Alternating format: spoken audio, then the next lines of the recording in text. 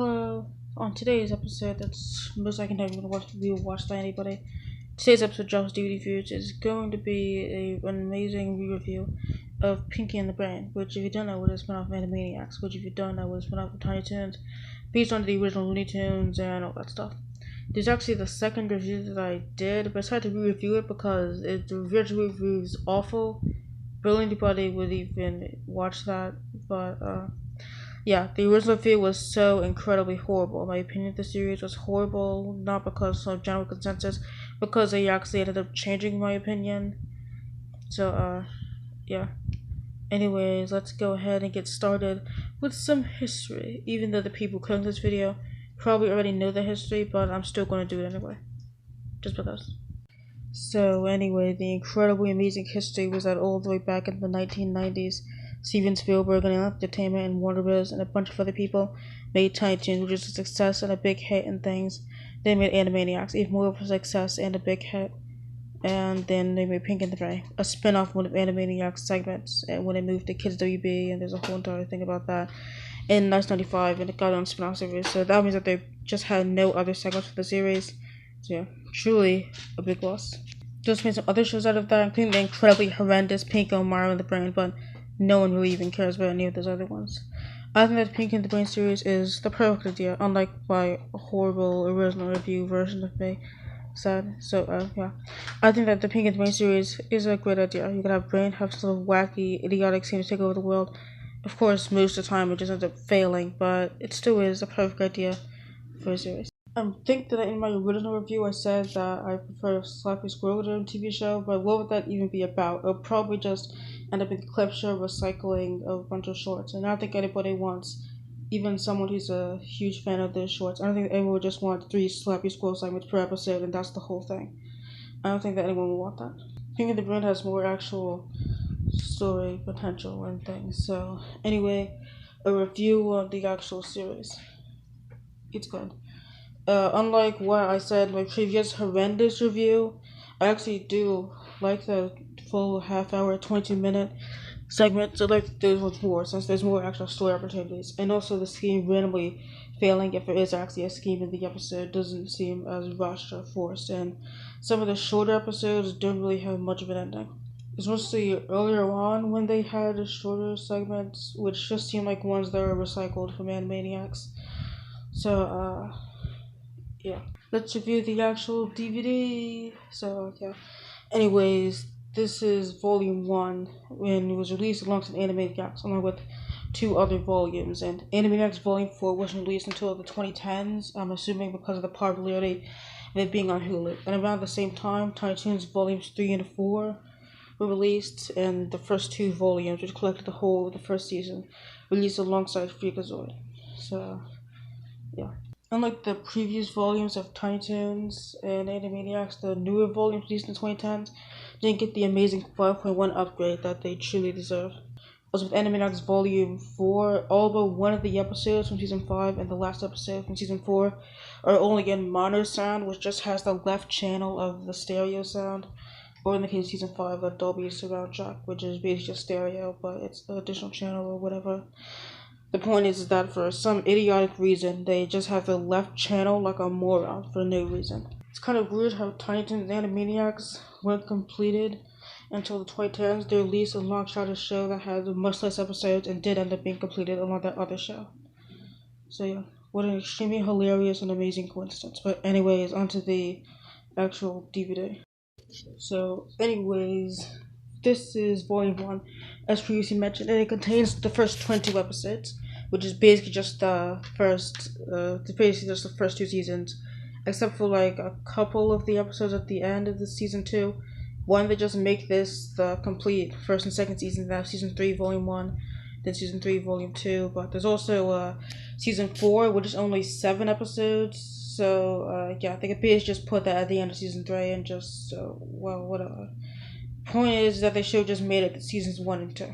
It says there's 22 specially chosen, even though it's not even actually specially chosen, and it's just the first 22 episodes. Plus a world dominating extra. Woo, world dominating, even though it's not. This case all crinkling and crackling and broken and stuff. The disc holder just randomly broke somehow.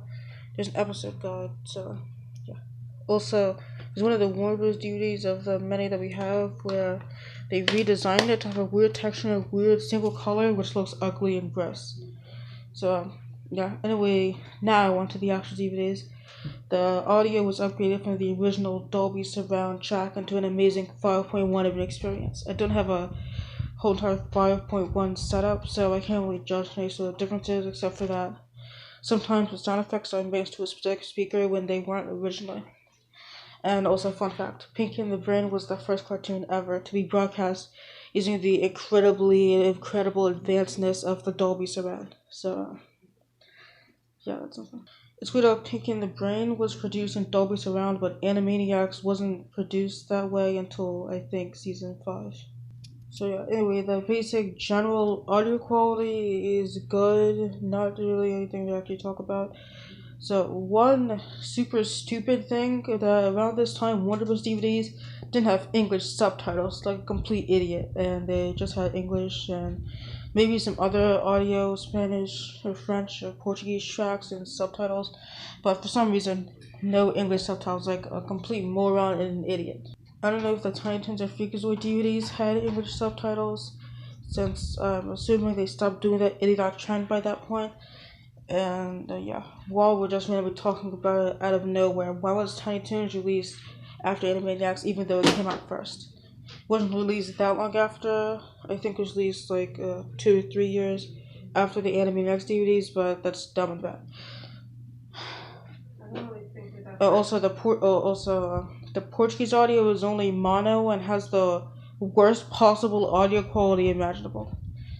So, yeah. Anyway, the visual quality is horrible. It looks garbagey. If they got it from a video source, there's flickerings and interlaces and everything. Most of the episodes look decent, but some of them kind of look shitty. Like sometimes the Christmas episode, it looks horrible, which is really a shame because it's the best looking episode in terms of actual animation out of the whole series. And TMS did the episode's animation. It was the only episode that they animated for the series, and they're one of the main studios that animated on Animaniacs. Well, I guess Wang was more of a main studio because they actually did most of the animation after TMS left after season 1, and they did come back to animate one episode of season 4. So, yeah. And speaking about that episode, the episode looks like it was done with digital coloring. I don't know if that's actually true, but that's just a thing that I noticed. Anyways, the visual quality sucks and is garbage, and basically for Animaniacs and Tiny Toons, I don't really know about Freakazoid, but I'm assuming that from the version I saw online, they're just the DVD versions, and those versions don't look horrible and trashy. So I guess those ones are made with more advanced, not as garbagey looking versions. But for the other shows, the quality looks like shit, and some episodes look shittier than others. But now, are you ready for this? Because the world is really going to be dominated with this incredible amazingness of an extra. Is the incredibly highly acclaimed world-dominating extra that the case was talking about, which is a featurette featuring the main voice actors, the voice director, and some interviews with the creators and producers and stuff. So yeah, I do kind of like the featurette, but yeah, it's not really much of a world-dominating extra, and each one of the volumes includes one singular solitary featurette, and that's the only extra besides trailers. It kind of just tricks and lies to you on the menus, and also for the Animaniacs volumes, where it just tricks you into thinking that there's extras, but really there isn't, besides on disc 2 for some reason. And disc 4 has trailers, which I guess justifies it wasting a whole menu, instead of just saying on the main menu. I guess the reason they just tricked you into thinking there's extras is to have a bunch of random Pinky and the Brain stock art in all the menus. And the menus do look nice, but I don't really think it was worth like basically creating a new menu, I guess, sort of. Just for it to not even have anything.